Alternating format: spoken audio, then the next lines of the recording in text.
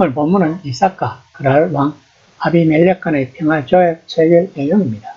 아비멜렉은 비록 이삭을 시기하고 경계하여 그랄 땅에서 추방했지만 하나님께서 이삭과 함께 하심을 보았던 것입니다.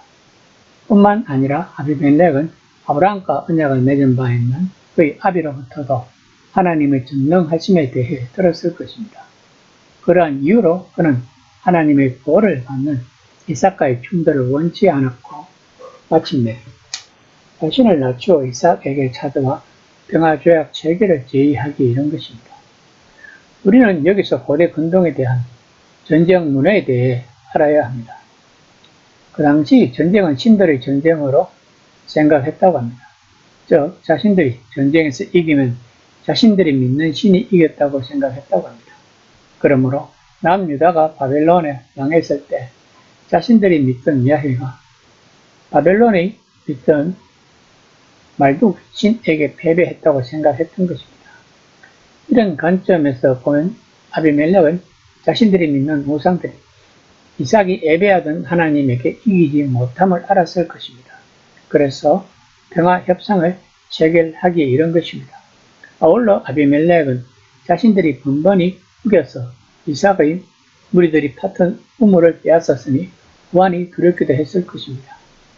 여기서 이삭은 자신들의 힘과 세력을 드러내고 가시에서 상대의 인정을 받은 것이 아니라 오히려 소중한 우물을 팠음에도 불구하고 번번이 양보하고 우물에 매이지 않고 끊임없이 더 메마른 땅으로 나아가는 모습을 보여준 것입니다. 이러한 이삭의 태도가 아비멜렉으로 하여금 이삭에게 하나님이 함께 하시구나 라는 인정을 하게 되었을 것입니다. 성경은 지금 독자들에게 이삭이 브엘세바에 돌아와서 제일 먼저 한 것이 제단을 쌓고 하나님께 예배를 드리는 하나님 중심의 삶을 시작하니 그 주위에 하나님을 믿지 않는 족속들도 하나님의 능력을 알아보고 먼저 평화 협약을 제의하게 이른다고 이야기를 하고 있는 것입니다. 즉 우리가 이렇게 하나님 중심으로 살아가면 우리 주변에서도 우리를 건드리지 못한다고 강조하고자 하는 것입니다. 26장 26절에서 29절까지입니다. 아비멜렉이 그 친구 아웃삭과 군대 장관 비골과 더불어 그랄에서부터 이삭에게로 옮기라. 그들이 이르되 여호와께서 너와 함께 계심을 우리가 분명히 보았으므로 너는 우리를 해하지 말라. 이는 우리가 너를 범하지 아니하고 선한 일만 내게 행하여 내가 평안히 하게 하였음이니라. 이제 너는 여호와께 복을 받은 자니라. 히브리어에서는 일반적으로 동사가 문장에 소리에 나온다고 합니다. 그러나 본문에서는 아비멜렉이라는 고유명사가 가장 앞에 나왔습니다. 이는 블레셋 왕이 아비멜렉이란 사람이 이삭을 찾아온 것이 상당히 이례적인 일임을 나타내기 위한 것이라고 합니다. 그렇다면 그랄 땅에서 이삭을 끝내 추방하고만 아비멜렉이 왜 이삭을 찾아왔을까요?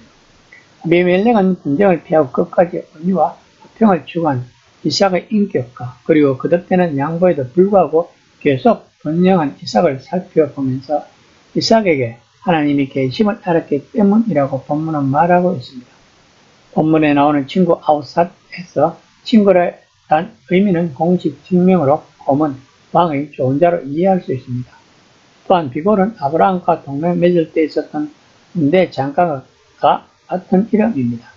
그러나 적어도 80년의 시간적 차이가 있다는 점에서 그때의 사람과 동일인으로 볼 수는 없습니다. 그러므로 비골은 한 개인의 이름이라기보다 블레셋의 군대를 통갈하는 자의 공식 직함으로 생각할 수 있습니다. 한편 아비멜렉이 이처럼 핵심 접근을 대동하고 이삭을 찾아온 이유는 그 옛날 자신의 전임자와 아브라함 사이에 맺었던 동맹을 재차 확인하고 경신하기 위해서였습니다. 또한 본문에서 아비멜렉이 이방인들이 일반적인 신명칭으로 사용하는 엘로힘이 아니라 언약 백성에 의하여 사용되며 신실한 유일신을 가리키는 여호와란 신명칭이 사용된 것은 아비멜렉이 유일한 여호와에 대한 바른 신앙을 소유했었다기보다 아브라함과 이삭을 통해 여호와의 살아계심과 그물의 초월한 권위와 능력을 간접 체험했기 때문이라는 것을 성경은 암시하고자 하는 것입니다. 그리고 본문을 통해 아비멜렉은 이삭에 대하여 상당히 위축되어 있다고 성경은 말하고 있습니다. 지금 평화를 요청하는 사람은 피해자 이삭이라기보다 가해자 아비멜렉이었습니다. 이처럼 하나님 강제하는 사람, 하나님의 뜻대로 살아가는 자에게는 스스로 힘을 가시하지 않는다 할지라도 세상 사람들이 감히 범접할 수 없는 위험과 권위를 지니게 된다고 성경은 말하고 있는 것입니다. 한편 본문에서 아비멜렉의 말 속에는 지난번에 자신이 내린 주방 명령을 무효로 돌리고 이제부터는 이삭과 그의 가족을 환영한다는 의미가 내포되어 있습니다. 결국 이삭은 이 협정을 통해 우호적인 관계 속에서 팔레스타인 남쪽에 위치하여 아비멜렉의 영향력이 어느 정도 미치는 브엘세바에 안심하고 머물 수 있게 되었습니다. 26절 30에서 31절입니다. 이삭이 그들에게 위하여 잔치를 베풀매 그들이 먹고 마시고 아침에 일찍이 일어나 서로 맹세한 후에 이삭이 그들을 보내매 그들이 평안히 갔더라. 언약을 체결한 직후 언약 당사자가 잔치를 베풀거나 공동 식사를 하는 것은 중건동 지방에 보편화된 일종의 관례였다고 합니다. 이 공동 식사를 통해 양자는 더 이상 적대자가 아니라 친밀한 우정을 나누고 서로 돕는 동맹관계에 있음을 서로 확인했다고 합니다. 아침에 이삭이 그들을 보내매 그들이 평안히 갔다고 합니다.